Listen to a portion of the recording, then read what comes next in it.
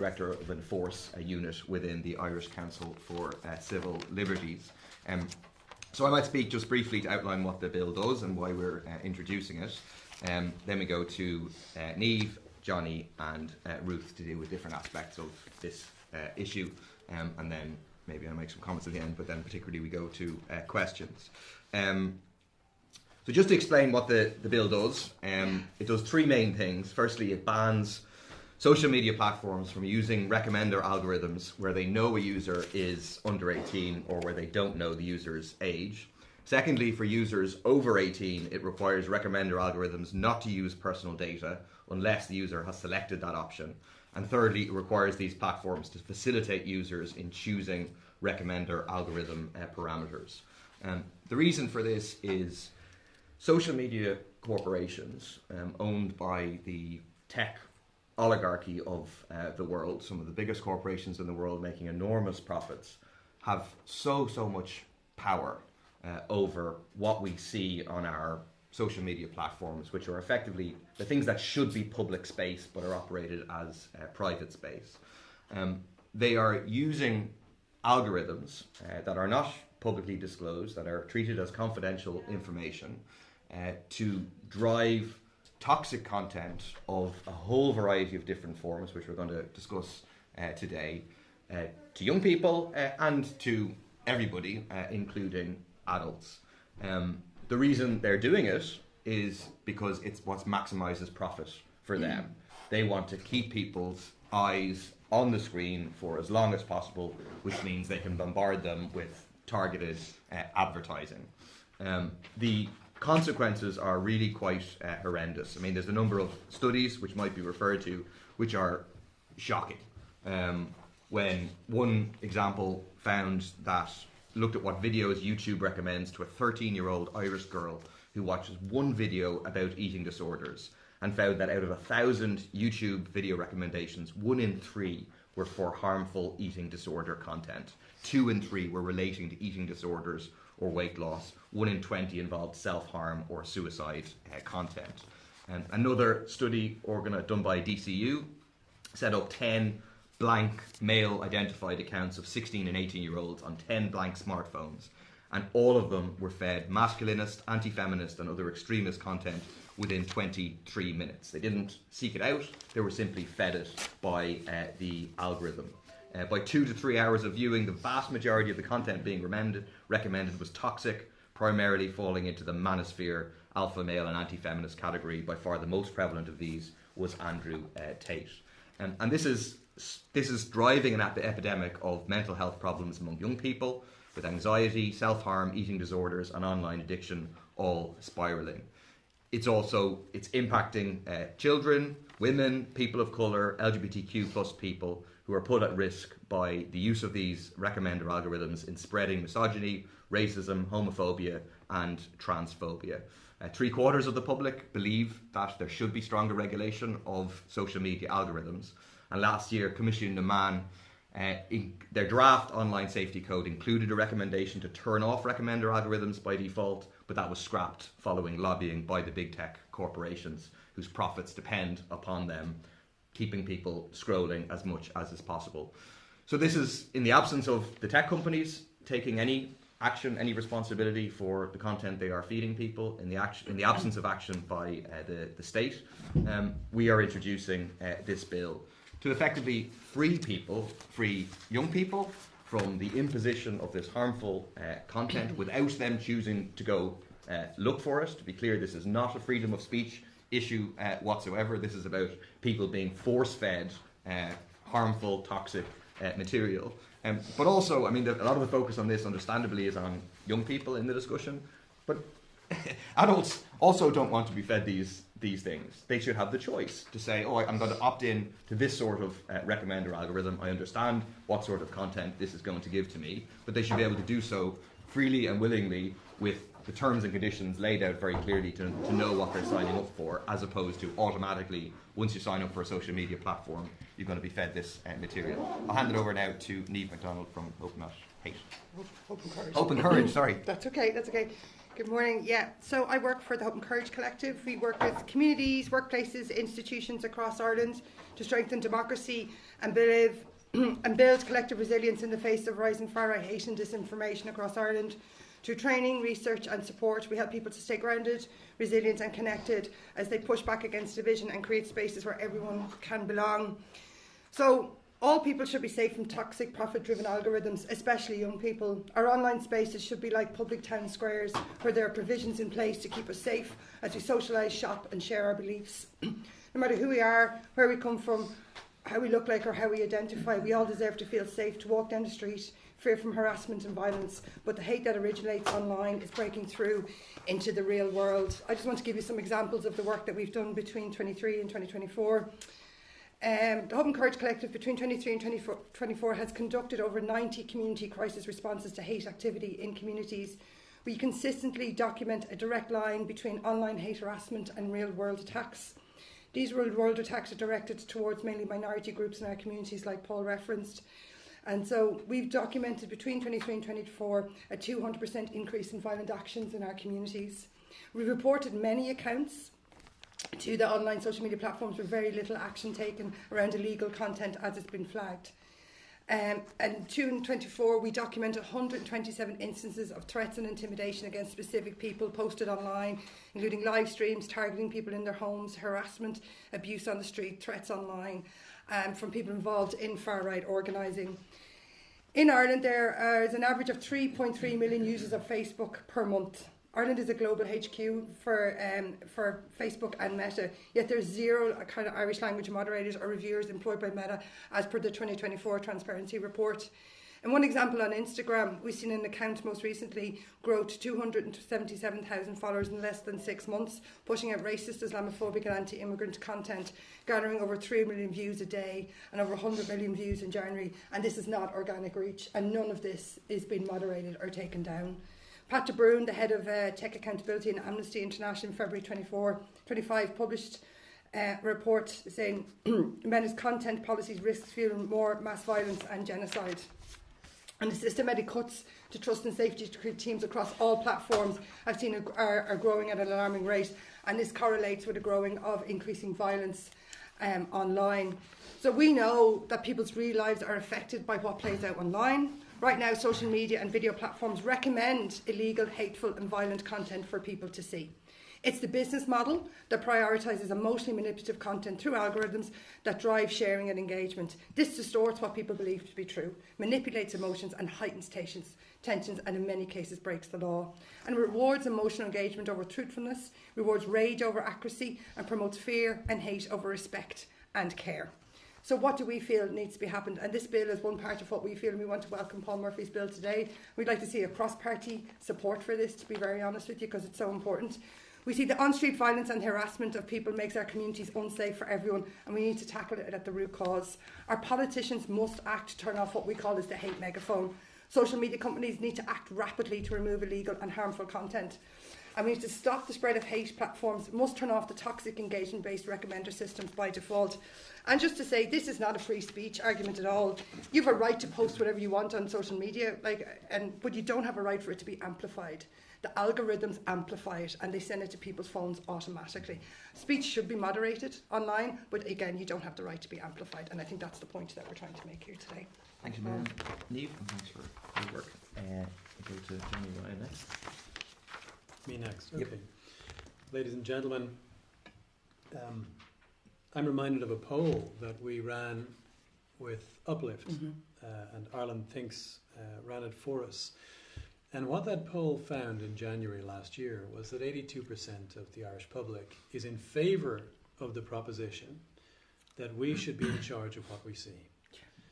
That it ought not be some foreign billionaire working perhaps at the behest of an increasingly authoritarian president, in the case of US tech, or with the exception of TikTok, a Chinese billionaire working at the behest of the Chinese state, who decides what our kids see and what we see in our feeds. 82% of the Irish population, all educations, whether they own property or not, irrespective of where they lived, they all agreed that we should choose. Now, That seems like an obvious statement, that we should have the freedom to decide for ourselves what we see, what we share with our friends. And that's the original promise of social media. It promised to bring us together. Instead, it rips our communities asunder. And so it's a disappointment this week that on the one hand we have this bright note of this bill. On the other, last week, we had the National Counter-Disinformation Strategy launched by the government. Now this came at the end of a 2-year process. We participated for a year as the Irish Council for Civil Liberties was invited to.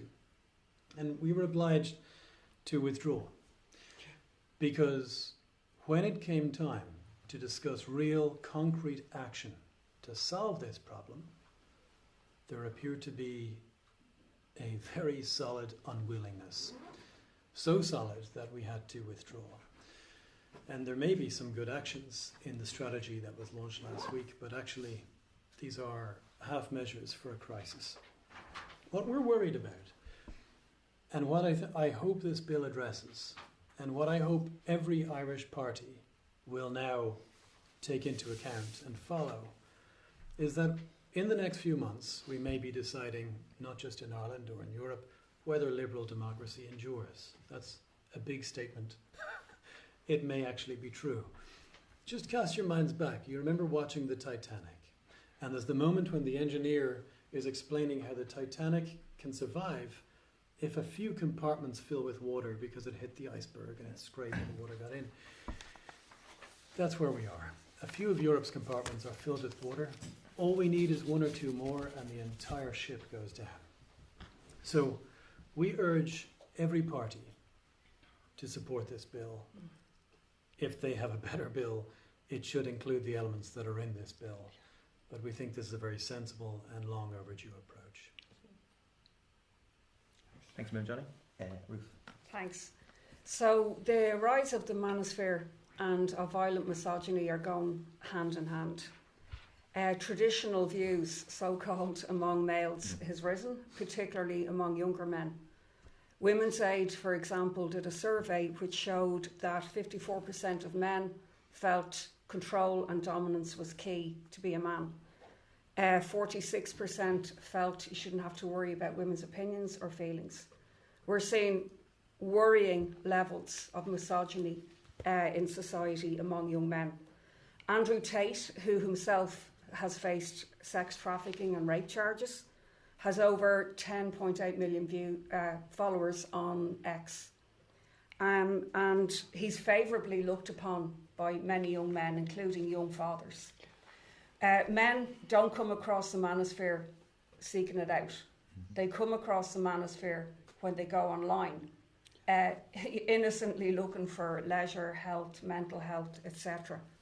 So why has the manosphere been allowed to operate unchecked by states, by governments, with such dangerous consequences for girls, for women, for LGBTQI people? Because there has been a rise in young sex offenders. We saw, obviously, the film Adolescence, or the series Adolescence, bringing up this issue in society. Kyle Clifford watched an Andrew Tate video, watched Andrew Tate videos regularly, 24 hours before murdering 3 women brutally and savagely. His ex-girlfriend, who had the temerity to end a relationship with him, and her mother and sister. So there is no question that violent misogyny, the licensing of rape and violence against women and girls, is being allowed and encouraged online for profit. There's actually a connection ideologically and financially between Tate and Musk, if you consider that X generates over £10 million sterling a year from Tate-generated advertising and traffic. So Ireland is actually tasked with regulating this on behalf of the EU under the Commission NAMAN, and it's meant to regulate the internet for our safety. And it clearly doesn't do it. And we have to ask why. Is there any link between the presence of social media giants in Ireland with a huge tax haven status, for example? Are our government enthralled to these social media giants? and afraid to regulate them. And we'd have to conclude yes. And the other thing that we have to conclude is that capitalism right now is quite happy to unleash misogyny, to unleash transphobia, racism, homophobia, because it suits the system to have these divisions there. So I just want to mention as well that the manosphere and misogyny is of huge concern to survivors of gender-based violence, who we raised this issue on the March on International Women's Day. And Rosa is having a follow-up march against the manosphere, Musk, Tate et al., McGregor as well, on Thursday, May the 7th at 5:30 p.m. in Dublin, and we'll be building for that and inviting people to participate. Thanks a million, Ruth. We'll go over to questions. Are there any? Go for it.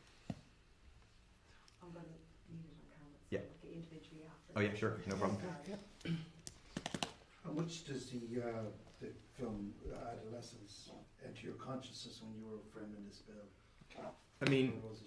yeah, we had been working on it already before Adolescence came out, but obviously Adolescence depicts the problem in quite a graphic way that I think has brought home for many parents, like what is out there and how, you know, the influence this has in shaping the outlooks of young people, like the points that Ruth has made about the impact on young men. I mean, it's a striking and international feature of a gender divide politically between young men who are going to the right and young women who are going to the left. And a big factor in that is the promotion of this toxic, misogynistic, transphobic content epitomised by the likes of Andrew Tate. And again, to emphasise, you know, this is not about restricting freedom of speech. It's not about restricting. People want to go and, you know, on their personal social media write something and their friends can go and see it. That's their right to do it. But the fact that these corporations, for profit, and in some cases for their own ideology, are promoting and pushing and force feeding this content to people is having a hugely negative impact. And the idea that, you know, the state and the EU is just going to continue to close its eyes to that and not do anything about it, I think is extremely troubling, and again speaks to the point Ruth made about the power of these big tech corporations, and at the moment a government that is unwilling to stand up to them at all. I don't know if anyone else wants to add anything on Adolescence or... No. I think obviously the film, or the drama, is bringing up a discussion in society, so that's very welcome.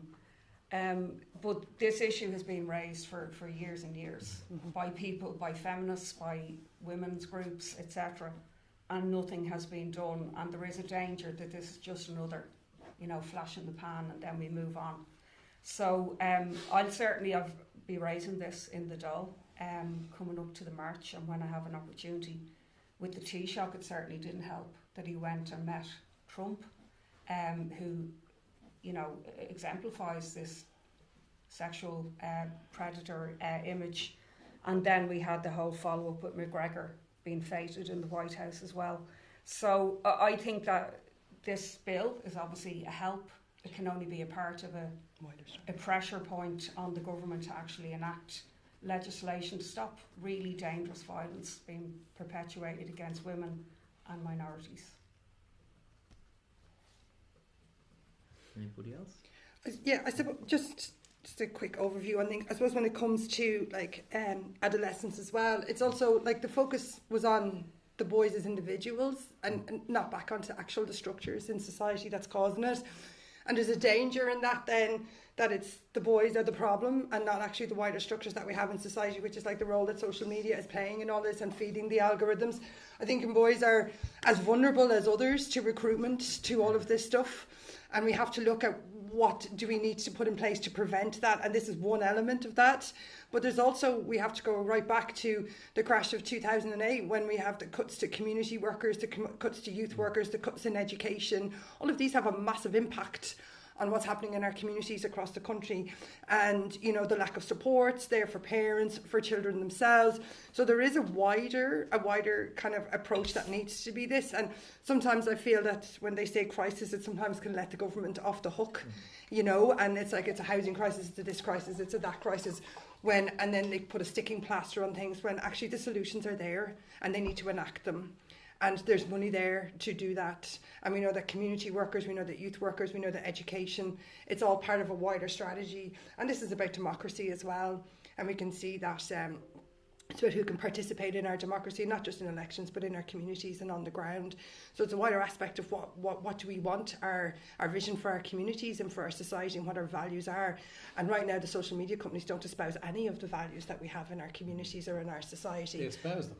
Well, they espouse what they think. So they do espouse what we want, Johnny, not what they want. I'm not about what we want. They'll espouse any values you Yeah, like them but to. so I think there needs to be approach. Sorry, there needs to be an approach on how do we ensure our children are cared for, are nurtured for, but they have the resilience. And the role that social media is doing is the complete opposite to that. So there's a wider kind of community and societal focus on this, I feel. Any more questions? If not, we will conclude and then do pieces for camera. Thanks, Lou. Thanks for coming. Thank you both.